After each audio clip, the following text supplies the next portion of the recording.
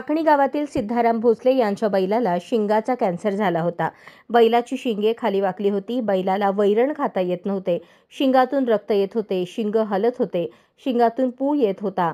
अशा वेदना सहन तो बैल करत होता. त्याने ॲनिमल राहत संस्थेशी त्वरित संपर्क केला. अजित मोठे यांनी ॲनिमल राहतचे पशुवैद्यकीय अधिकारी डॉक्टर आकाश जाधव यांच्यासोबत संपर्क साधला.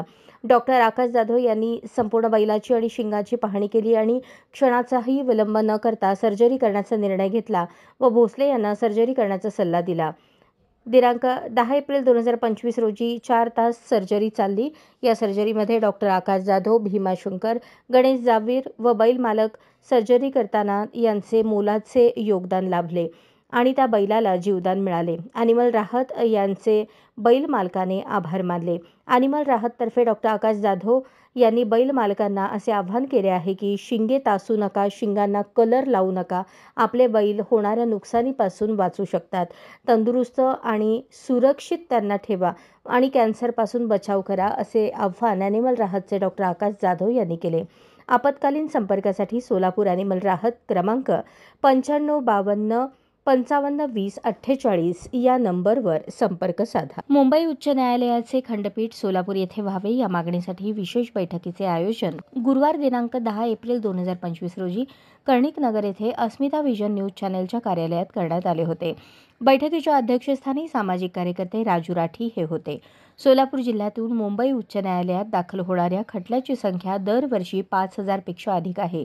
अशा स्थितीत न्याय आपल्या दारी या संकल्पनेतून पक्षकारांना न्याय जलद आणि स्वस्तात मिळावा यासाठी सर्वसामान्य पक्षकारांचे हित लक्षात घेऊन सोलापूर येथे मुंबई उच्च न्यायालयाचे खंडपीठ होणे गरजेचे आहे.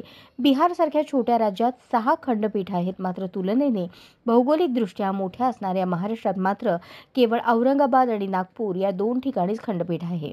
महाराष्ट्र हा लोकसंख्येच्या दृष्टीने मोठे राज्य आहे. तसेच या ठिकाणी वेगवेगळ्या माध्यमातून न्यायालयात दाद मागणाऱ्यांची संख्या देखील मोठी आहे. त्यामुळे राज्यातील सोलापूरसह प्रत्येक जिल्ह्यात खंडपीठ व्हावे अशी आता जनतेतून मागणी होत आहे. सोलापूर वकील संघाने यापूर्वी 14 फेब्रुवारी 1988 रोजी सर्वप्रथम ही मागणी केली होती. त्यानंतर सन 2013-14 मध्ये 52 दिवसांचे आंदोलन देखील छेडले होते.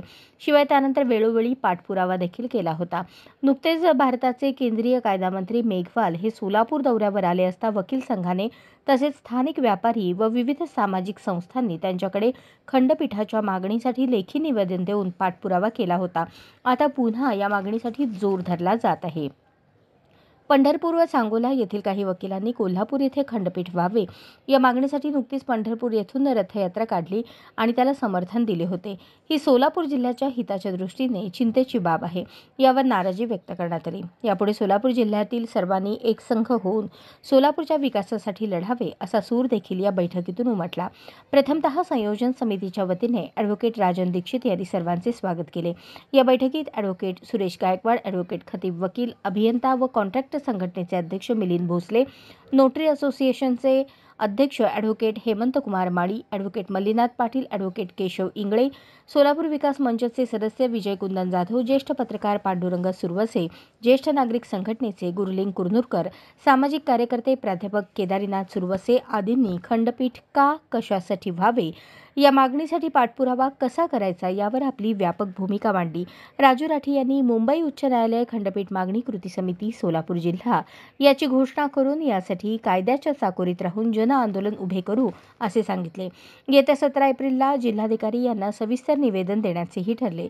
या बैठकीस advocate Asim Bangi, advocate Sunil Kshirsagar, advocate Abhay Birajdar, advocate P B. Gaikwad, advocate Avinash Kadlaskar, advocate Rahul Gaikwad, advocate Chand Pasha Shaikh, advocate S R. Deshme, advocate Vilas Bhambure, Dattatray Ambure, Anand Patil, Nagesh Shirur, Yella link सोसायटीचे चेअरमन प्रभाकर यादगिरी, संतोष गद्दी आदींसह विविध क्षेत्रातील मान्यवर उपस्थित.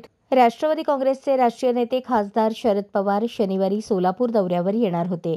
त्यांच्या हस्ते स्वर्गीय चंद्राम चव्हाण गुरुजी यांच्या पूर्णाकृती पुतळ्याचे अनावरण कार्यक्रम ठेवण्यात आला आहे. या कार्यक्रमाला माजी केंद्रीय गृहमंत्री सुशीलकुमार शिंदे, राज्याचे जलसंधारण मंत्री संजय राठोड या मान्यवरांची उपस्थिती राहणार आहे. शरद पवार हे सोलापूरला मुक्कामी येणार असल्याने या कार्यक्रमाचे राजकीय वर्तुळात उत्सुकता निर्माण झाली होती. नेहरू नगर या ठिकाणी या कार्यक्रमाची जय्यत तयारी करण्यात आली. दरम्यान शरद पवार यांचा सोलापूर दौरा अचानक रद्द झाल्याची चर्चा ऐकण्यास मिळाली. या प्रकरणी सोलापूरचे निरीक्षक शेखर माने यांच्याकडून अधिक माहिती घेतली असता त्यांनी सांगितले की शरद पवार यांचे सातारा जिल्ह्यात कार्यक्रम वाढले आहेत, त्यामुळे त्यांना तिथेच थांबावे लागणार असून सोलापूरच्या कार्यक्रमाला ते ऑनलाईन पद्धतीने उपस्थित राहून पुतळा अनावरण करणार आहे. विधिगंध सेवा संस्था आणि सोलापूर बार असोसिएशन यांच्या संयुक्त विद्यमाने दरवर्षीप्रमाणे यंदाही वकिलांसाठी विधिगंध टेनिस बॉल क्रिकेट स्पर्धेचे 12 ते 14 एप्रिल दरम्यान आयोजन करण्यात आले आहे.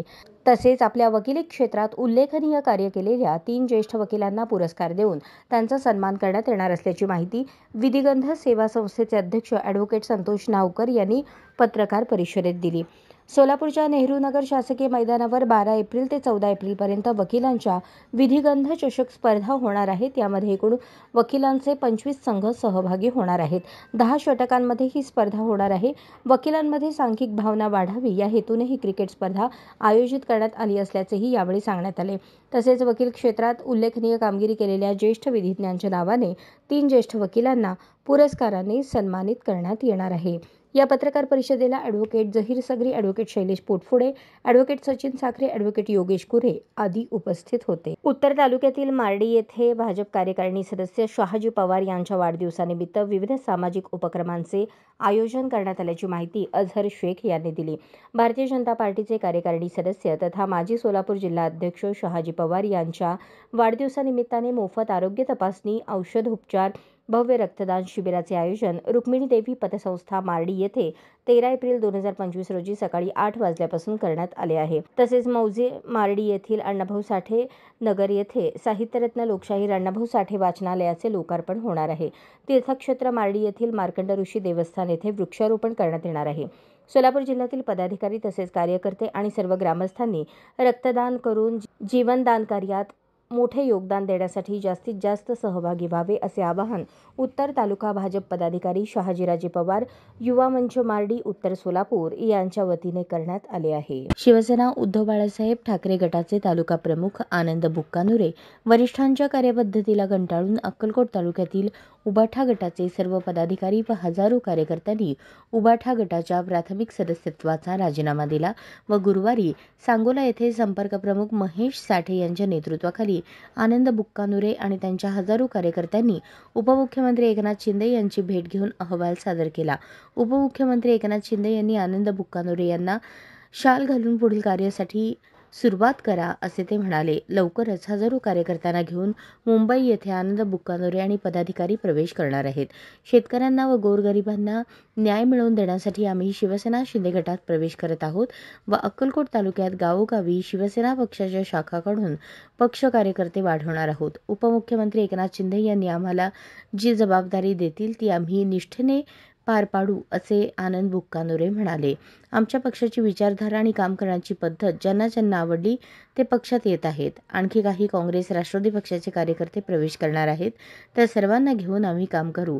आनंद बुक्कानुरे यांच्यासह आलेल्या पदाधिकाऱ्यांमुळे अक्कलकोट तालुक्यात शिवसेना पक्षाला बळकटी मिळाली आहे असे विधानसभा संघटक प्राध्यापक सूर्यकांत कडपगावकर म्हणाले. छत्रपती शिवाजी महाराजांचा इतिहास समजावा, ऐतिहासिक स्थळांची माहिती व्हावी, गड किल्ले पाहता यावेत, राज्याची संस्कृती समजावी यासाठी आयकॉनिक रेल्वे टूरची घोषणा रेल्वे मंत्री अश्विनी वैष्णव आणि मुख्यमंत्री देवेंद्र फडणवीस यांनी केली. या माध्यमातून छत्रपती शिवाजी महाराजांचे गड किल्ले पाहता येणार आहेत. ही टूर जवळपास 10 दिवसांची असेल अशी माहिती फडणवीसांनी दिली. रेल्वे मंत्री अश्विनी वैष्णव हे सध्या मुंबईच्या दौऱ्यावर आहेत. या निमित्ताने त्यांनी मुंबई आणि महाराष्ट्रात सुरू असलेल्या रेल्वेच्या योजनांची माहिती दिली. छत्रपती शिवाजी महाराज सर्किट ट्रेनची यात घोषणा करण्यात आली आहे. या सर्किट ट्रेनच्या माध्यमातून राज्यातील ऐतिहासिक स्थळांना भेट देता येईल असे फडणवीस यांनी स्पष्ट केले. दरम्यान रेल्वे मंत्र्यांबरोबर घेतलेल्या पत्रकार परिषदेत फडणवीसांनी या योजनेची माहिती दिली. मुंबईतील बरेच रेल्वे प्रकल्प प्रगतीपथावर आहेत. शिवाय राज्यातील 132 रेल्वे स्थानकांचा पुनर्विकास करण्यात येत आहे. महाराष्ट्रासाठी 1,73,000 कोटींचे रेल्वे प्रकल्प उभारले जाणार आहेत. यावर्षी जवळपास 24,000 कोटी राज्याच्या पदरात पडले आहेत. या सर्वाचाच एक भाग म्हणून छत्रपती शिवाजी महाराज सर्किट ट्रेन आहे.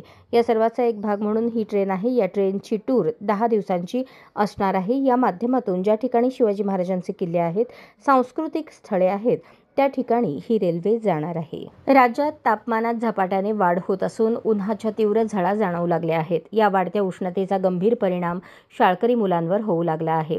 बुलढाणा जिल्ह्यात इयत्ता 6वी मध्ये शिकणाऱ्या विद्यार्थ्याचा उष्माघातामुळे मृत्यू झाला.